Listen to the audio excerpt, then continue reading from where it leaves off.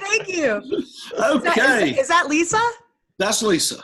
Oh, thank you, Lisa. Yes, yes, she does. She's distracting. Is she? Yes. Oh. Well, No, we had tornadoes in our town last Sunday night, and it was really bad. And luckily, it was my house and my mom's house and my brother's house, but it destroyed everything else. So we're lucky to be tonight on this. Oh man, you're in South Carolina, you said? Yes. What part of Canada are you guys in? Western Canada. We're up in Edmonton. Okay. Yeah. You know, in the book I sent you, I have several Canada stories. Good. I'm really looking forward to. Okay, so I've already started the show, so I want to welcome you, Jeff. Okay, hey. I want you to meet Colin. Colin's our co-host on this episode. Hi, Jeff. How are you, man? Hey, brother. Nice to meet you. Big Jackyl fan, this guy. Yeah. Oh, my God. So, and don't hold it against him. He's a brother. You know what? You've already won my heart right off the bat because you sent me copies of your 2 books right away once we talked about doing this. So No Filter. Yes. This is a bio, isn't it? No. Not exactly. It's just little stories of the things that's happened to us over our career, my career. Oh, it's gonna be good. And it starts kind of like from the now and goes to the beginning, sort of. From beginning to end. And that's just part 1. Part 2, I hope to be done with by Christmas of this year. Oh, wonderful. Especially since I'm sitting on my butt. You got some time? Well, we'd be 40 show, 50, we luckily played 3 before the shutdown because of the virus.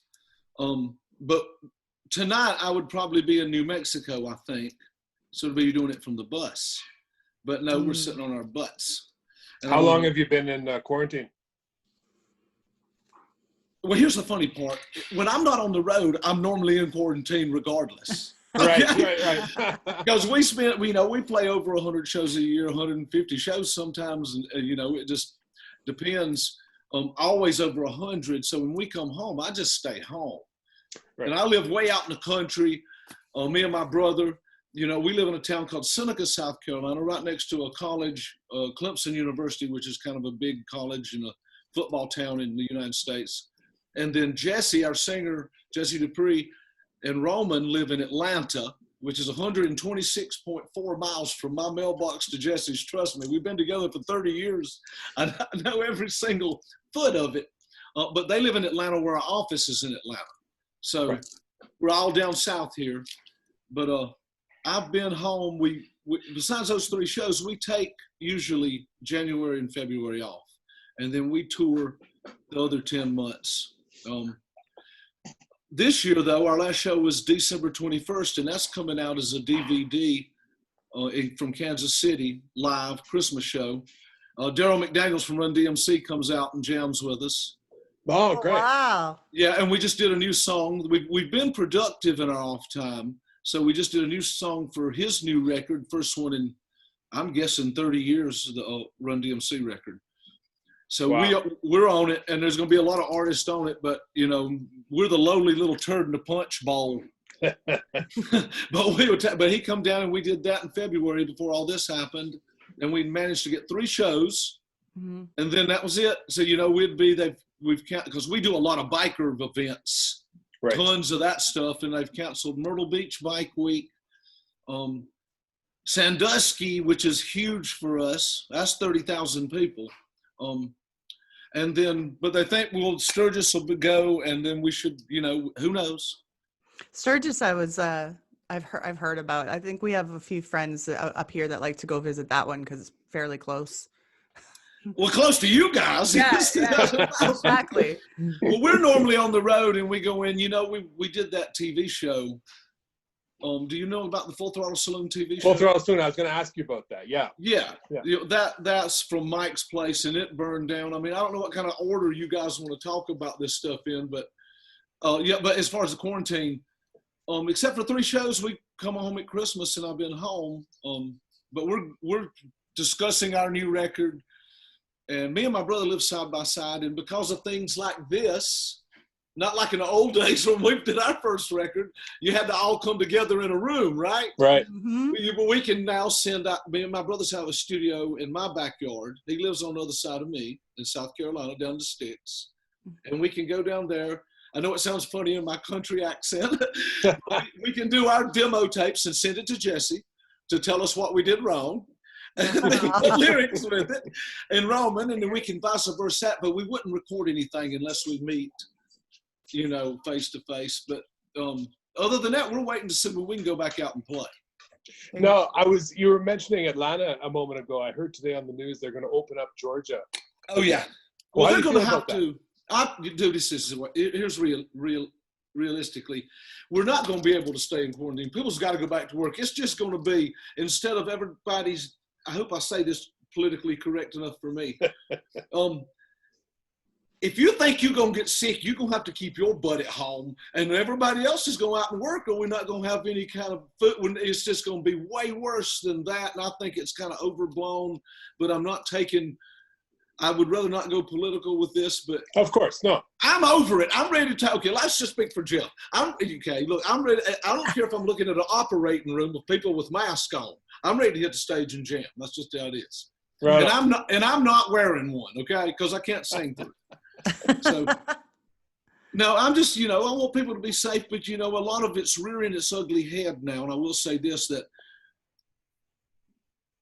is very few people that are really good shape and do the right thing. And I'm not talking about having a drink every now and then. I'm talking about just having bad health and smoking tons of cigarettes and vaping your ice off. The smoke comes out your ass.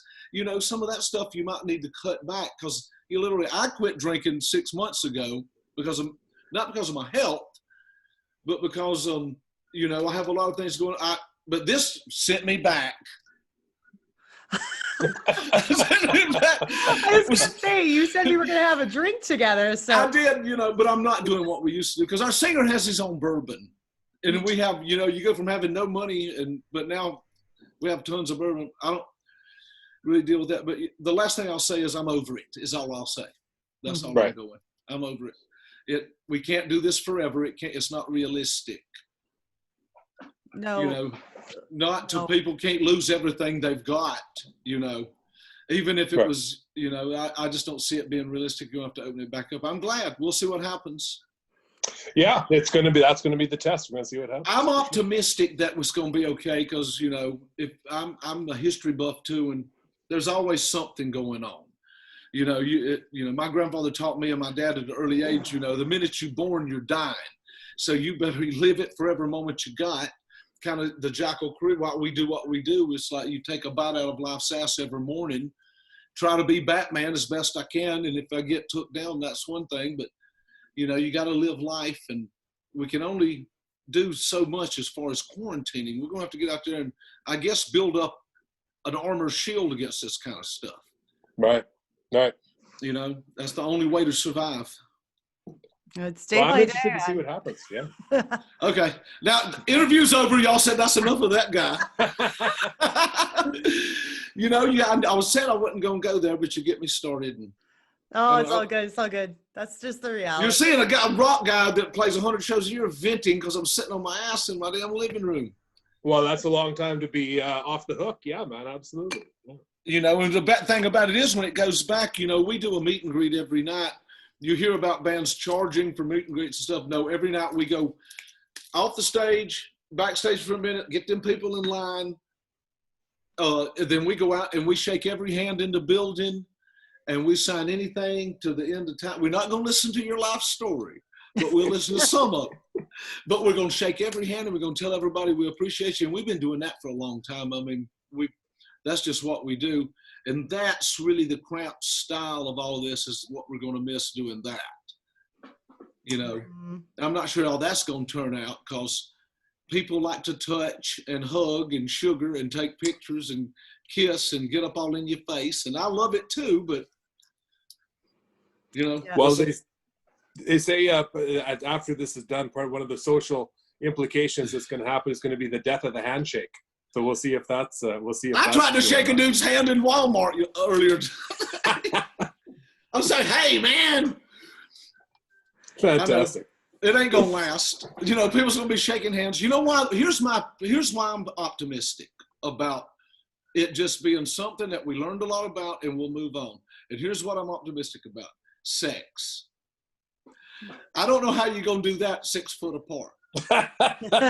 And you're not gonna stop people from doing that. No, there's not a disease made in mankind history from the day Adam and Eve set foot on the earth that stopped people from. What's your rating on this show? Oh, It's hard as you want, man. Fuck it. People's gonna fuck or get a goddamn what difference it makes. It's gonna happen. So that's gonna blow all that shit out the water. He's so right. It's just what it is. I'm not stopping. You know, if I had a missile coming in, if we knew, well, my daughter's here. That's why I put them in the back of the house. You know, if a nuclear missile's coming, I'm gonna try to go out fucking. You know, Jesse, our singer, would say that same crap too. That's actually one thing I was going to ask you about. We're going all out of order here, but I just have so many questions for you. I'm sorry, but go ahead. I'm sorry. You know, y'all can scratch it, but this is what you get when you get one of us. No, man, this is how we do it, man. This is how we do it. Okay, go ahead. I'll let you lead. Go ahead. Back in the day when Jesse posed for Playgirl, I was always interested in how that came about. Did your management approach Playgirl? Did they come for Jesse? How did that go down? And what were I have follow-ups to that, but anyway, let's start there. Okay. First off, the management part. Our record passed gold when John Kolodner. Are you familiar with the great John Kolodner? Yes. Okay. The whole Playboy thing was Kolodner's idea. But first, let's back up. Most of this is in the book. We had to beg. Oh, there's a lot of backstory. Let me do it the short way. Kolodner had told Jesse, "You're up," in his great Jewish, great Kolodner accent, "You're going to pose for Playboy." And we're like, okay. And then, you know, he did it on stage in Long Beach Arena. Okay. Those pictures were on stage. Yeah. That because Jesse said, "I'll do it, but I'm not doing it on a bearskin rug." You know, kind of like your regular Playgirl thing. Kolodner thought it was great publicity because it was Bret Michaels' cover, and then bing, bang, boom, and then the night Kolodner signed us, Jesse pulled his pants off. I think that's what got us our record deal instead of any music. These crazy son of bitches will do any damn thing, right? Yeah, so it ended up, you know, Kolodner had brought all that to the table, and that was an opportunity, and we said, go for it. Jesse, you know, we don't tell each other what to do, but that kind of thing could be kind of construed as kind of a band decision. And I personally thought it was the greatest thing ever. And hell yes. How? But how are we going to do it, you know, so we were on tour with the damn Yankees. There's Ted Nugent, Tommy Shaw. That was our first really big tour, 18 months of that. And it was cool. But here's what we're going to do. We're going to do it on stage. And he would stop. I'll stop you in the set, and I'm just going to tell the cameraman to come out. And they were waiting on the wings, and we'll get them real quick. So all that went down. And when Jesse went off stage, though, he was completely naked and sweaty. He run all over Vince Neil. Now, that was the best part of the night. Vince Neil was walking up the stairs with his girlfriend, and Jesse was trying to run across the stage naked and takes him out. And then we go backstage, and if you've seen any of the pictures, I think there might be one of us.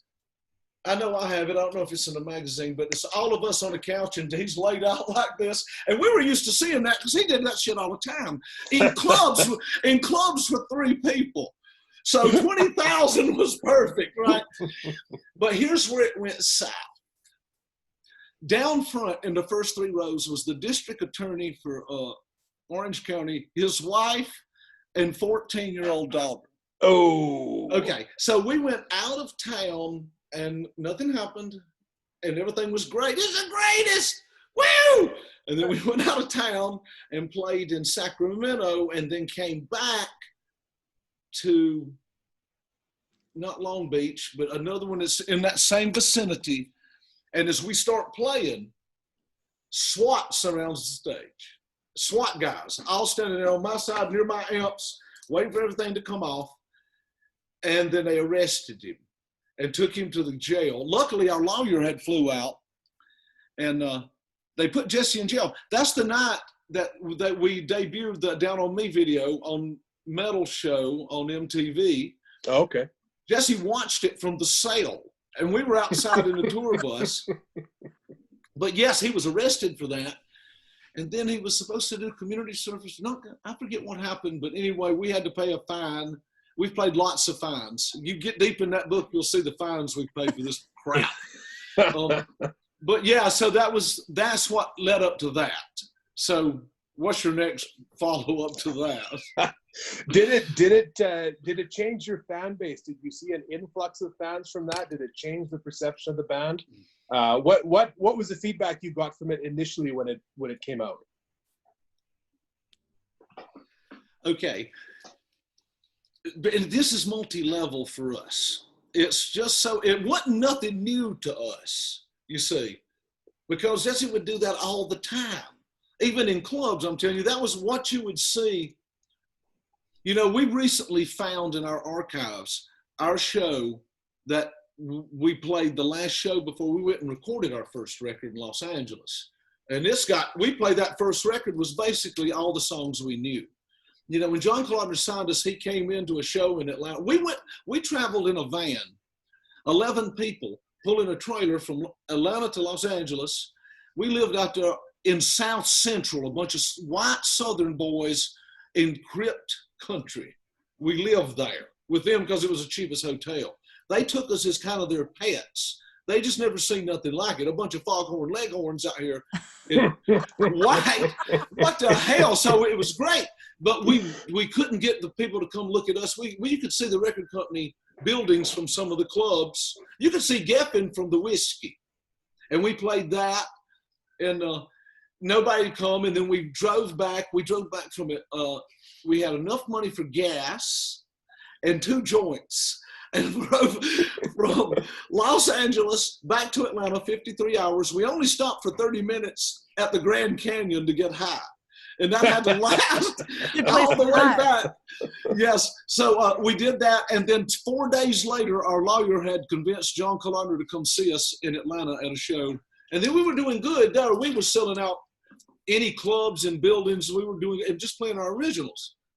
And then when John comes in to see that, and that's another story in itself, that night. But he had signed us that night, and we were probably, I think what I've heard is the fastest signing in Geffen history, because he saw us on Saturday night, and instead of waiting for Monday morning, he made his assistant go into Los Angeles and get on the keypads, go inside, get a letter of intent like a sports guy or some crap like that. Because Colin, and you know, we didn't know it, but he used to carry around, when he signed us, the night he saw us, he didn't stay in the back. He come in with a white suit. I don't know how much you know about John Colin. He was the white suit and the beard. He was real good friends with John Lennon. He was actually A&Ring and working on the last record of John Lennon. He signed Aerosmith.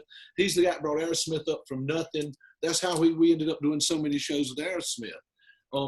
But he came in and just signed us on the spot. He had no idea what he's getting himself into. After he signed us, he'd come to and listen to the songs we were going to record, and he told us, "That's the worst songs I've ever heard."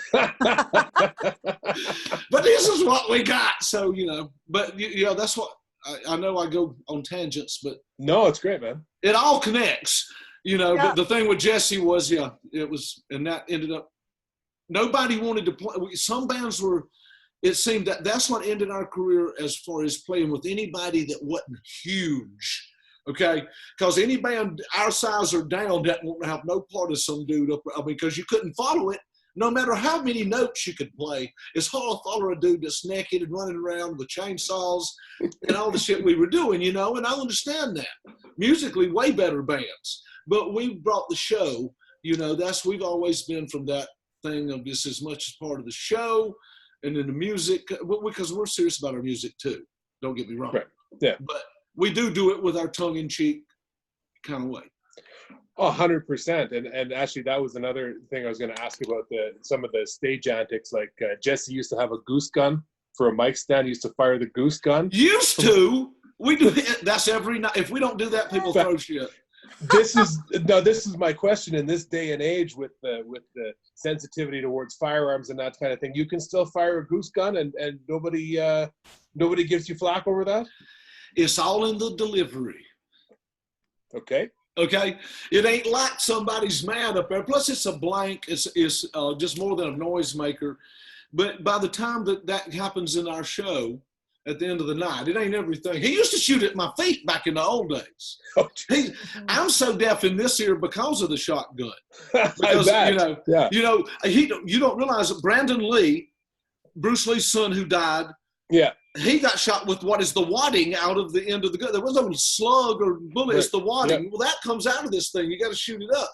It has come across my face. We've come to blows for that damn thing, but I understand the importance of it. Here's the problem. He has almost killed me with it, but it was my idea in the first place.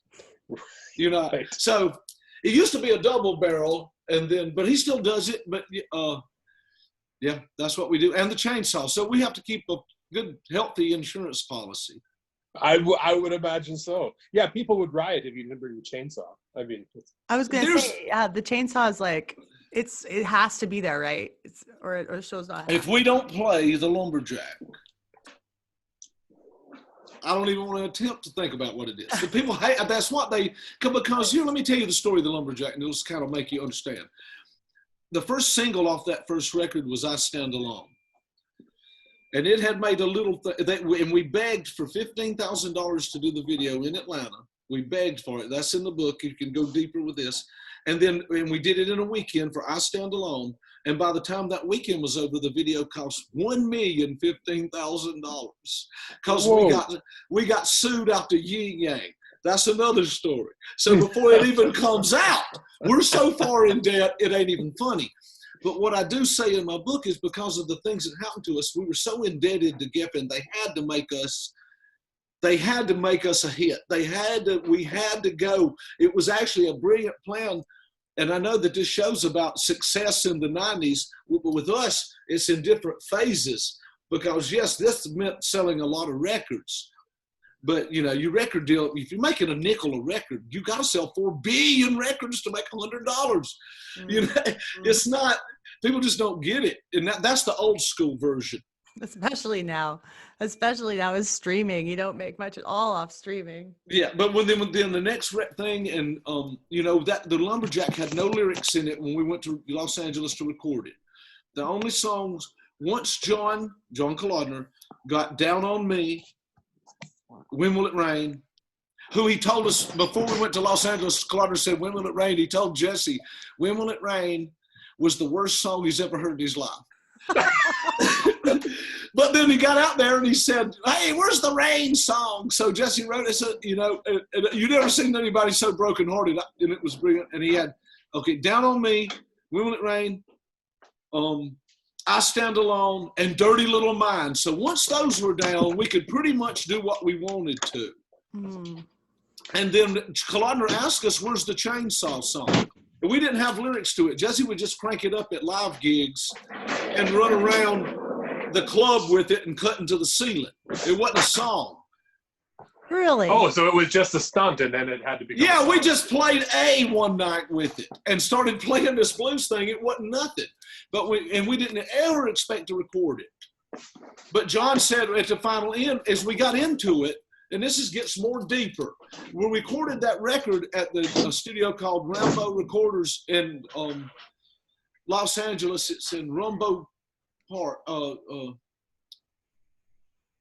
It's just outside of Los Angeles, but it's owned by the Captain and Tennille. Are you familiar with the old 70s? Yes. Yeah. Okay, they own it. That's where Guns N' Roses did some of their second, the Use Your Illusion records. And when we got there to do our record, it's 3 studios in one building. So we showed up to do our little first record, tripping out, because we never even did a demo tape. We got signed and went straight to Los Angeles to do our first record with Brendan O'Brien. Are you familiar with Brendan? Yes. The producer. He's done everybody. Yeah. Okay, he's our buddy. I wish I could work with him again, but he's too rich now for my blood. But yeah, Brendan came out and we started. And in the studio with us, though, next door was the Traveling Wilburys, which then was Jeff Lynne, George Harrison, Tom Petty, Roy Orbison, the original first one. That's good company. Yeah. Yeah. And I say in my book, I tell the story of the day we came in from lunch and I opened the door and there's Jeff Lynne, who's my hero. I'm an ELO freak. And George Harrison, all I could say was, hey. There was nothing you could say. I was lucky to get that out. Mouth gaped open, hey. And then for a minute was Vince Neil doing his solo record, which was like, right. But for a second, and then the next day it happened to be the damn Yankees doing their third record when Ted Nugent was there. Yeah. And then we have stories that we almost shut that down. Ted made me and my brother unload fake deer and elk off his truck to shoot with bow and arrows. We had them off the truck 2 hours and Peter was out front. We almost lost our record deal before we even made the first note because of Ted Nugent. Crazy. Yeah, it was crazy from the start, but that's what we started with that. I don't know, if that's what I'm saying. Everything's connected, but as far as our success in the 90s, it was all record sales, no money, because they take all the money. And we were so far in debt, we had no manager. That was your thing. We had a gold record, and then even, who's your manager? Well, we kind of are. Jesse kind of is, because he's got the loudest mouth. He's talking. And he manages us to this day. We're self-managed. Does that mean that he books all the shows as well, or is that No. We have a booking agency. Okay, that's different. He just tells everybody but us what to do. Okay? Because we've been together so long. Me and my brother live down here. There's only 2 phone calls. Well, there's kind of 3 phone calls from Jesse. And it could come at 3 in the morning when we're not together. It could come any time of day. And I kind of feel it. And there's the good one, which is all good shit. Then there's the bad one, which is bad shit. And then there's the third one, which is him humming. This usually comes in the middle of the night. Hey, listen to what I just came up with on the phone, like playing guitar loud and screaming, right? But it's only 2, and we don't have to have, I feel, but it can only work in our circumstance. I don't think another band in the world could do it with the singer as the manager. He just knows I'll drive out and kill him. Right? And then we can see anything. I mean, there's no reason I can't push go and see my contract, so I know there's no funny business. We know what's going on, so we take care of him because he's going to do it regardless. We lost another $1 million. That's what I was getting to, because we had no manager. Now we're shooting through the roof because of that song. So the Lumberjack kind of made a little splash. We never thought of it as a single.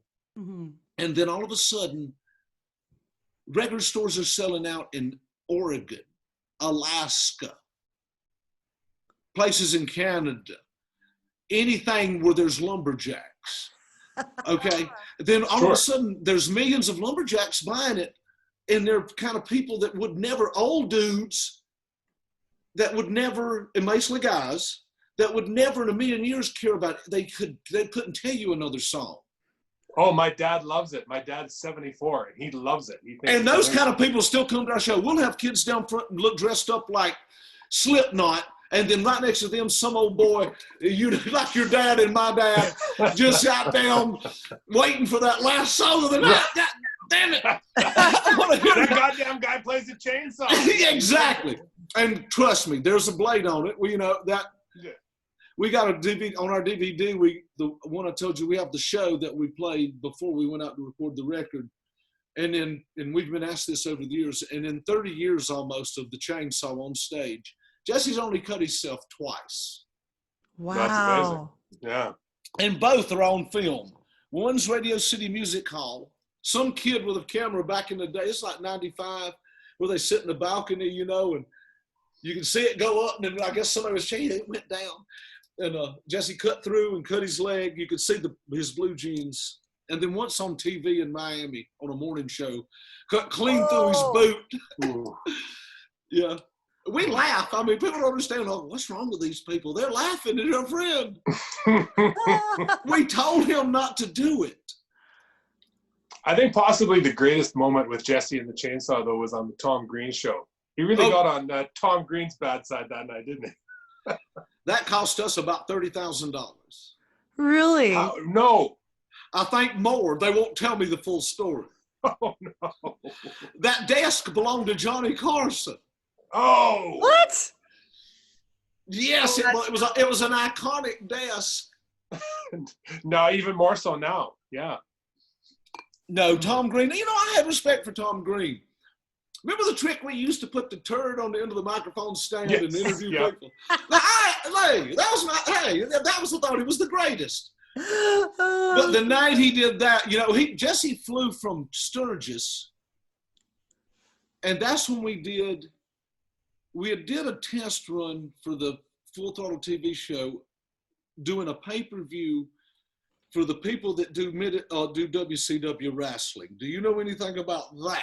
Yes. Well, I've heard of WCW wrestling. Okay. Yeah. They come out to film our night at Sturgis. We just did our 20th year at the Throttle, 20 years in a row playing Thursday night. It's 2 weeks a year. First week, people kind of come in. That second week is party from Saturday night to the next Saturday night. On that Sunday, people leave town. So Thursday night's the night. And for 20 years, it's either been on Thursday night, us against ZZ Top, and then predominantly us against Kid Rock over at the Buffalo Chip, which is down the road. That's the two big venues, the Throttle and the Buffalo Chip. And everybody's sold out. I mean, you can't get nobody else in. I can, from the stage of the old Throttle, I played 2 hours watching traffic not move 1 inch. Just people sitting for miles waiting. So from doing that, we did the thing with these wrestling guys, and I'm not sure what happened to that. Lawsuits after Yin Yang, I don't know. But that's what led into the Full Throttle TV show. But this is our 20th year we just completed with Mike, because we played the Buffalo Chip first. Jesse met Mike and said, we're never playing here again. We're going to play a little old place down the road called the Full Throttle. And we said, why? And he goes, you don't worry, you can thank me later. And we've been 20 years later and 5 years of the TV show. And I do believe they're going to go back now that the new one's in. They've been filming stuff. We've been filming stuff for the last couple of years. But I'm the last to know about any of that. Sure. Yeah. No, I mean, it's a fantastic gig, and it's 2 decades long. That's amazing. Fantastic. Yeah, it's 2 weeks a year, and it's a little town that holds about 5,000 people, and there's 1 million come in. Yeah. And they hate it as a town. I mean, it takes them a year to clean up, but they make so much money. It's unbelievable. That's great. Well, so back then and even now to this day, I know, are you guys all like married and have kids and stuff now? Is all the debauchery done, or how bad were you guys? Were you scandalous back in the day? Well, I'll put it this way. Steven Tyler told us one night, all the stuff y'all heard that y'all think y'all got a beat was fake. You don't really have to do that. We've done our share. We've had but we still have fun. We will never not.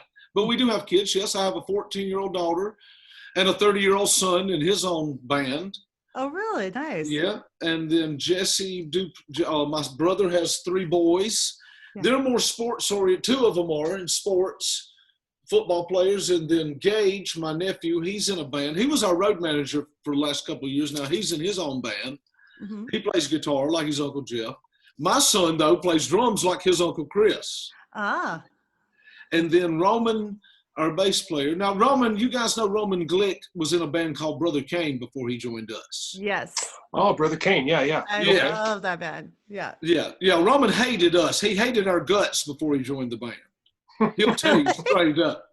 Because they were our opening band back when we thought you were supposed to push the opening band off the front of the stage.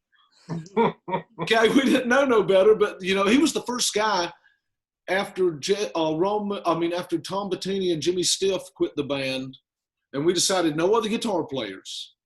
Jesse always wanted to try to play guitar on the stage, and we've been going through that route for the last 20 years. Then we tried out one guy, and it was Roman. You better quit that vaping. Unless there's weed in that vaping. I'm in Canada. It's legal here. It's totally legal. I know it is. That's why we did our second record in Vancouver. Oh, did you? Yeah, at Bryan Adams' studio. And then Jesse did all the vocals, and we did the guitar leads at Bryan Adams' house. At the Warehouse studio? Yes, absolutely. We almost burned it down. With the shotgun microphone. With the shotgun microphone. See, the chaos follows you everywhere. I love it. Well, here's what happened. We were down at the Warehouse, the one that was in the Warehouse studios down at the docks. in Vancouver, down near the water. Go across the bridge. That's not Brian's house. That's where he did the tracks at the studio. Mm-hmm. And all the Canadian kids in there that night when we were recording were looking at that shotgun microphone. Okay, this is in the book. So at some point they talked, at that point, Jesse Dupree's brother Danny was our road manager. So one of the guys working there said, "Is this a real shotgun? Did it shoot?" Danny said, "Blanks." So they went out back of the studio and fired it off. Then we're recording, we take a break, we're in there getting high, eating. And then we see the little red light. There's a little red light that tells you somebody's at the door so it don't disturb the taping process. We're there and there with the great Bruce Fairburn and Mike Frazier, okay? Then I go, "Send me to the door." It's a little square thing. I open it. The entire police department and fire department of Vancouver sitting out there. Not people, not your flunkies. They done got people with suits on out of the bed, okay? And I shut it, and I go to Fairburn, and I go, "Hey, something's bad going on." And they open the door, they come in, and they want to know what's going on. They seen somebody shot a gun outside. Ah. And then they take Jesse in there, they find the microphone stand, they take him into the control room, which is right, you know that control rooms are in a glass and you can't hear on the other side. So we're watching him say something to these guys. I remember the police chief said, "Either tell me what made the boom or I'm going to start investigating this smell in the air." So we just point to Jesse. He'll tell you. He'll tell you. Yeah, and then it went in there, and then they found it, and then the police chief come in there and told us, "Look, right across there, about 100 yards away, was a pile of sulfur the size of Mount St. Helens. And if one spark would have hit that, it would have burned down the entire port of Vancouver." Jeez. Yeah. Oh. So it took us 2 days to get over that. I bet. But that's a true story. And then they finally left, but they looked at that thing, and they looked at us like, "Well, you're going to be crazy." We had no idea. We're used to being in the country shooting guns off in the air. What the hell? We didn't know there's sulfur. Mountains. Yeah, mountains of sulfur. Yeah. No, and in Canada, guns are a touchy subject in Canada. So I'm sure that you did get a bit of blowback over that for sure. Well, see, but the only reason it got in is because Jesse couldn't get into Canada because he had a record. Okay, so he took a boat. This is before, what's the TV show? The Fisherman. Beachcombers? Deadliest Catch. Deadliest Catch. Okay, yeah. Okay. Yeah, Jesse went to, at that point, this has been 20 years now, so I can say it. Hope. He had to catch a boat. We had to go underground to get him even to Vancouver to do the record. And they held us at the airport in Vancouver for like a day because of his record. Okay.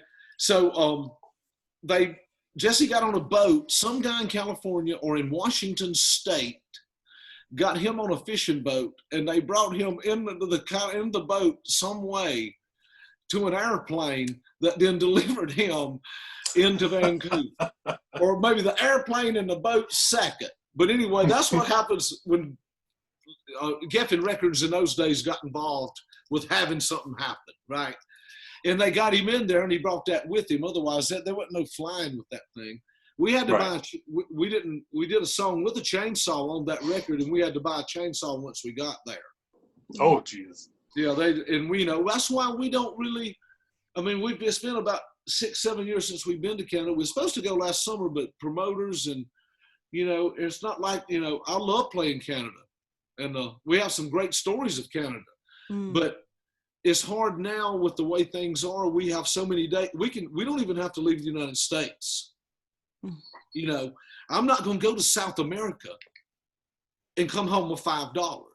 All right. It's just not going to happen. As bad as I want to play for South America, hopefully that'll build. We're not stopping anytime soon. We're like the Stones. We're staying until we drop dead. So what year was your first tour of Canada? Oh, God. Aerosmith, the Pump Tour. That leads that we played Vancouver. And then we had 2 days off to go to from Vancouver across to the next big city, which would be either Edmonton or Calgary. Does that sound right? Would be Edmonton or Calgary. Edmonton. Okay. We had a day off, so we went through the Canadian National Forest through this Oh yeah. unbelievable.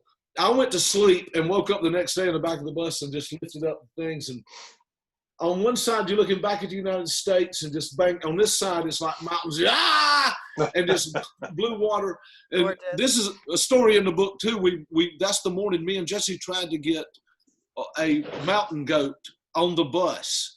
We was giving it bread, trying to get it on the bus. We're going to put it like, if you've been on a tour bus, the bunks are like, you got a back lounge and a door, and then bunks, and then a door, and then the front lounge. We were going to get a mountain goat on the inside because we knew that all our rest of our band members, my brother and everybody, and a couple of our crew guys were hung over from the night before. And what better thing than wake up to than as a goat inside there, right?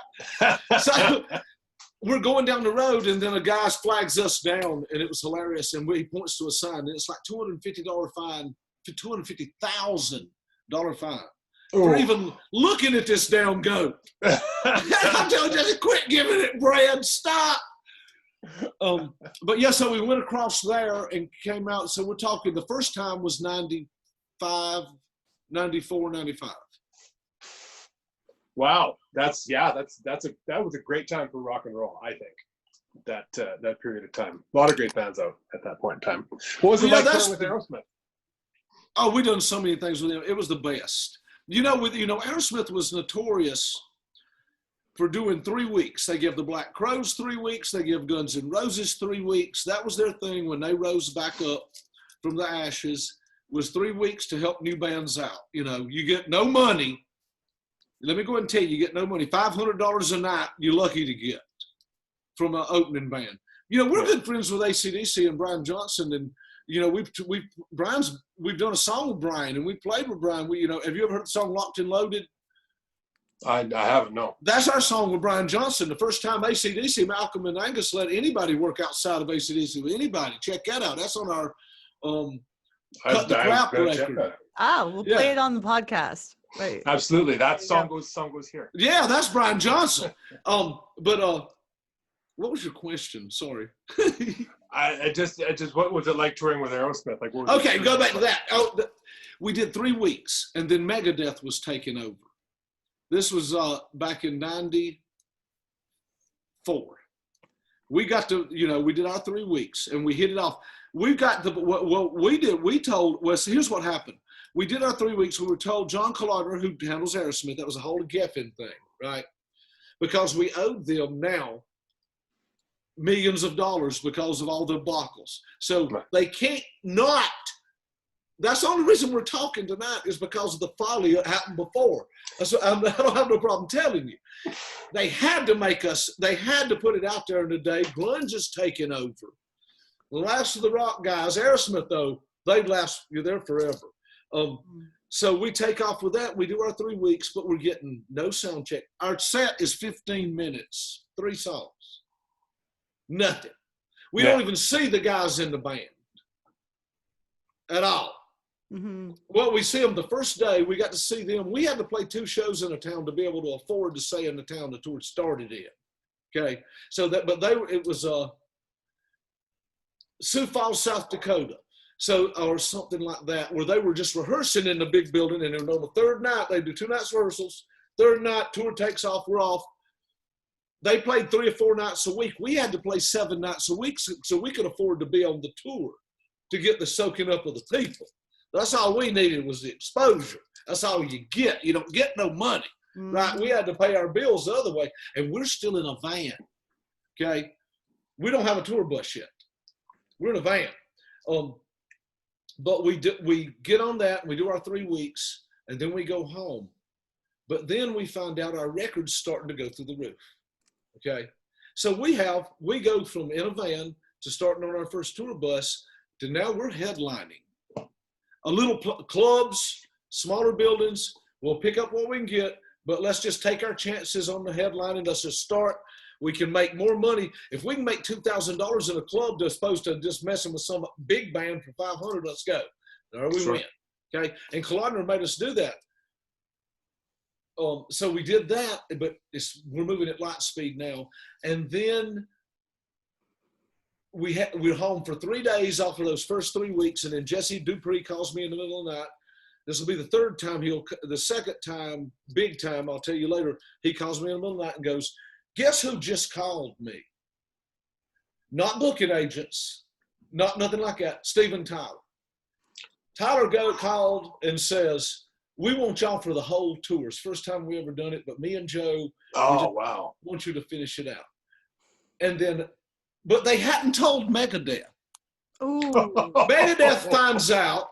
Yeah, Mustaine wouldn't have liked that. No, they find out at a Denny's. Oh, man. Because the next morning, they find out that we're opening this thing that they're fired from a radio show. You know, because they had raised too much stink. You just don't raise too much stink when you're opening for Aerosmith. Wow, you know? sure. Yeah. You know, you do what you do. I don't give a shit. Right now, if I go back, I am his reverend, and we're free. And they, you know, but we got that. We had to fly 4 flights to get there. We hit the stage. But when we get there, they're waiting for us in our dressing room, the band. I'll never forget this. They had bought us a stereo. They had bought us a big stereo thing in a road case. And they come rolling it in and said, we want y'all. They wanted us because they have to be clean.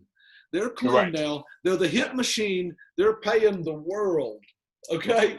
But they want us there. They found somebody they can live through by watching these dumbasses. It just reminds us of us, okay?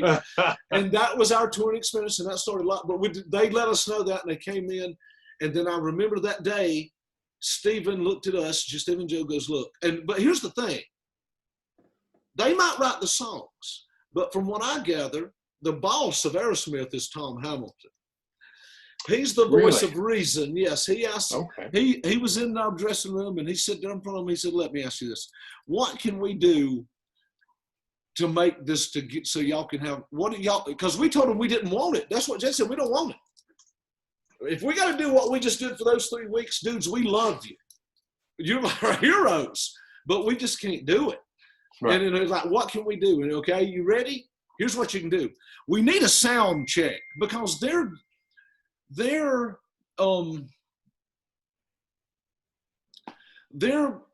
road crew at that time were rock stars. They didn't want to deal with us. They get everything done early. They got their stuff just done, you know, and we didn't play that. No, you're not with us. This ain't because we have our sights set as same thing your boss is. We're going to be your bosses someday. You guys, right? It ain't being arrogant, but hey, but we told Tom, we said 3 things. We need a sound check. And do you know we're playing 15 minutes and they're in such a bubble, 15 minutes? What? Yes! This is what they're doing to us while y'all at the hotel. And then Jesse said, and I need you, and who told us we couldn't drink? They had a drug guy with them, this guy that helped them out. He was like a counselor kind of guy. And we called him the Marlboro Man because he had a mustache, looked just like the Marlboro Man from the cigarette commercials. But he had grabbed our drinks back those first 3 weeks. We was like, we couldn't do nothing, bring nothing in the building. We were read this riot act, not by the band, by their guy. And then when Tom Hamilton said, what can we do to get y'all to be comfortable? Do your thing. We'll do what's within reason. And then we told him, we said, the Marlboro Man's got to quit. He would smell our drinks. Oh, no. Yeah, stuff like that. You know, and so we played that one show that night. Jesse didn't have no gas in the chainsaw, so it wouldn't crank on the stage. So he started sawing it. And then that night, Joe Perry was back behind in my guitar amps, right behind. I go back to tune. There stands Joe Perry. Okay, the world's changing at light speed once again. That day, the next day, we came in and they wouldn't let us park our bus back behind the stage. We had to park out in the crowd, out in the middle of the building. Okay, right. And then we also pulled in and we got crawled through the roof of our bus and they didn't have the right name. They didn't have our name up. And we had changed, we took their name and made Jackyl out of it while Steven Tyler and Joe Perry watched us do it from their tour bus. So that day we're in, okay, they're in, that's it, they're here. Okay, whatever these little crazy bastards are doing, I want it to hear every day. It's comical. So we pull in, but after that day, we go back. They fired Megadeth, got us. We told them, you know, this is the minimum. Give us 30 minutes and a sound check. The next day we pulled in. There's the Marlboro man out in the parking lot waving us into a parking place. Somebody got on somebody's ass, and I mean hardcore. Oh, you got 30-minute sound check. We giving you a 40-minute set. And it was like everybody's idea. It went up the chain. It was all there. Hey, man, I've been the whole time. I wanted y'all to have all this. So we heard that from everybody. Like, right. Way to go, Tom. Yeah. Well, Tom probably told it. But Tom, the person that wields the hammer of death is Joe Perry. I jumped a guitar he threw backstage. If he loses his mind, then things happen. Mm-hmm. But Tom's kind of the voice of reason.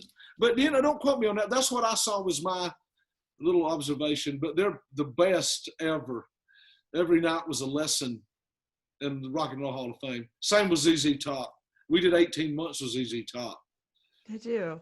Yeah, that was the Antenna tour. That was multiple nights. That was 95, 96.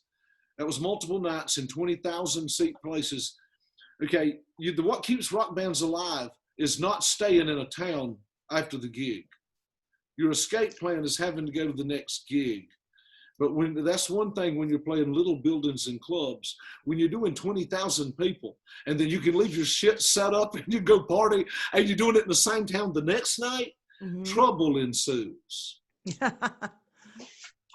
Well, Jeff, I'm sorry, man. I've got a commitment at 8 that I was unable to move, but I'm so happy to be able to talk to you. No problem. Leave you in the capable hands of Naomi, and brother, thank you so much. See you, Brad. Nice to meet you. Man. Thank you. I was just going to ask a couple more things before we wrap it up here for you. Okay. I want to talk a bit about this book that you sent me, Dog Eat Dog. Okay. Yes, the cookbook. So far I've had a chance to skim through these recipes, and I cannot wait to try a lot of the things that you guys put in here. So this was made by you and Roman together. Yes. Yeah, Roman Glick. Yes. Roman's a genius at that stuff. Oh, yeah. He's a great cook. So not only is there tons of recipes, but where can people pick up these two books right now? Amazon. You just put in Amazon, Jackyl, Jeff Worley, whatever. It'll take you to those books. All the stuff I write. And at any shows, I sign them at the shows, and you can get them from the Jackyl.com website. And you can get them from my Worley the Pirate website. Okay. So Amazon knows where it's at. I get counted then. We get a count, check. You know what I mean? No, that's a good check for the sale. It's better to just get it directly from you, I think. Right from you can, yes. You know, I encourage you to get one and bring it to the show so I can sign it. And thank you so much for sending me these copies. I'm gonna love reading this. You need to read it, and then you can text me if you want part 2. Sure. Yeah, I will. I'll get in contact with you again. Because I know you guys, let me get this straight. You guys this show's about success of bands from the 90s. Correct. Yes. It's all focused on the 90s. Well, you know, we're still kicking. So, but I'll tell you this, in the 90s was the most records we sold. Mm-hmm. That was the day of record sales. You didn't make no money, but it looked good on paper. You know what I mean? It's true. Elton John said it best, and he's right. You have to do 20 years gainfully employed in the music business to make any money, because you got to get it all back. Yeah. It's all business, you know. There's no way to talk about this without talking business. And, you know, a lot of people start like being self-conscious, bands that realize what I'm saying. Oh my God, he's right. I signed my life away for nothing. Don't worry, we all did. You know, you just got to keep going and believe in what you do. You know, in the heyday of the major label, wasn't that basically what a record label, like what a contract was a loan? Pretty much like, here, we're going to make your album. It's a loan from the worst loan shark mafia you've ever got. I bet. Is what it is. It is. Now, I wasn't lying. You get a nickel a record. When hard product, you know, hard product being a CD, whatever, not digital. Hard product cost, the thing is, you know, we make more money now off of digital than I've ever made off a record. Really? Yes, because digital, you ain't got the delivery charge. Mhm. You get a play, and now you don't have to be just the songwriter to get a songwriting royalty. You get a player's royalty off the internet. So there's a lot of things, you know, you hear the argument is coming from the hard product sales of bands that had made it right before the crash of all this. What we used to call Garth Brooks money, which is the most I've ever heard of anybody making off a CD, was $1.50. Okay, if you made 50 cents, you're in the rich part. The record company sold it to the printers for $4. Mhm. Okay, so they tripled their money on you right there, and you still got to pay everything back times 2 because they hold a year back. It's just a bunch of crap. So that's what I was going to say, and I'll leave you with this. We're 1 in a million, and I'm so glad for where we're at, and I'm so appreciative of the way we've been able to finagle our career through everything. But you know, we've got the 90s. We sold a lot. It made us have the crowd we have today. It helped build our fan base, which I hate for a lot of new bands. You have no development now to build up that fan base. Yeah. That's really hard. Another thing I learned from Aerosmith was the fan base. You know, just real quickly, I remember we played Fargo, North Dakota, the Fargo Dome, 40,000 people. Okay, and we're in Aerosmith's dressing room, and they're looking down, and Stephen and Joe, and me and Jesse's there, and Stephen tells us, and you could see from the dressing room, the front row, and there was a man and a lady in their 60s and gray, and next to them was a man and woman a little younger, and next to them was 2 kids a little younger, and next to them kids was 2 kids, and 8, 10 years old. And Stephen said, "You see those 2 gray-haired people? They've been coming to see us since 1974. That's their kids. That's their kids, and that's their grandkids." Okay, it would bounce down the line. And when you can do that, that takes years to develop, though. And it took that era. That can't happen now. You don't have that luxury. And people that see you on the internet are not the kind of fans that want to see you. You know, every year we build more kids as fans that saw something on the internet. And when you come there and I sweat on you in the front row live, is a whole different ball game. Okay. Then you run around with your mouth gaped open for about 45 minutes going, because that's where music is, you know, that's what we come from. I mean, we're dinosaurs in this, but there's more dinosaurs than us. But, you know, just that live, we don't play with tracks. You know, we go out there. That's what I'll give Dave Grohl credit for. Just the mistake sometimes better than what you wrote in the first place, you know. And we don't do sound checks. We haven't done a sound check in 20 years. We don't rehearse. Whatever song we decide to play, we're going to do it in the show that night. Get ready. We'll see how good you are. And because we take it seriously, but we also don't take it, you know, that seriously. You know, at some point, one of us heard Frank Sinatra say to Dean Martin, that was in an interview, the Rat Pack, about the same thing I'm telling you about rehearsing. And how do y'all just go on stage and go willy-nilly when everybody else just rehearses to a T, whether you got it or you ain't got it? And we just started doing, you know, that. We just go play live and do our thing. It's not really a science. It's, you know. And when you're playing with the same group for that long, the same people, you guys know kind of how the other guy's going to do this and do that. And right, you can see. I've never played with another drummer beside my brother ever in the history of my life. That's amazing. So I don't have to look at him. I can tell what he don't like from the beginning. He's constantly looking at me going, slow down. Because I will never, I've played gigs since I was 16 years old, 40 years worth of gigs since I was a kid. And I will never, ever be able to be calm when the lights go down. There's just no way. I mean, it even comes down, they go, okay, here's what's going to happen tonight. The lights are going down, Jeff's going to run off the end of the stage, and then we want to regroup after that and play the show. You know, we know each other's faults. And, yes. and we know it's, but we don't worry about it that much because we learn from the big guys that, you know, you play 7, 8 gigs a week. You play 5 gigs a week. 3 of them might be okay. One of them is going to be the one that the hand of God touches you. You know it. But in the other ones, you just get, you know, it's not, you know, you just have to love it. Love what you do, whether it's bad or good. That's true. You know, I have all the time. I just did an interview last week where I was telling them, I have this one guy. I see these people in front row, and there'll be people, and there'll be this one person just like, not even a smile. Just look at you all night. They're like, what have I got to do to crack your skull? Making no kind of face. But they'll come through the autograph line, and they're like, and I'll lean over to my brother and goes, here comes that dude, that solemn face all night. Let's see what his problem is. And he comes to the line, and he gets to shake my hand, and when he shakes my hand, he goes, hey, man, great show. That's great. And I'm going, why didn't you do some of that shit out there? So I don't even, I'm so long you learn people. Psychology, I just go out and have a good time, and I try to put my positive vibe onto everybody. Life's worth living for 2 hours here, and then we all go back to our misery. Oh, you've been one of the best I've chatted with in a long time. I thank you. You've given me a great time tonight. I've enjoyed it. No problem. So, Naomi. Yeah. Okay. But if you want to do it again, just hit me up. Absolutely. I'll read the books. Thing. I'll read the books, Yes. and I'll tell you when I'm done, and maybe we can talk about it again sometime. Okay. Yeah. There's the Canadian stories and yeah. UFO stories and aliens and.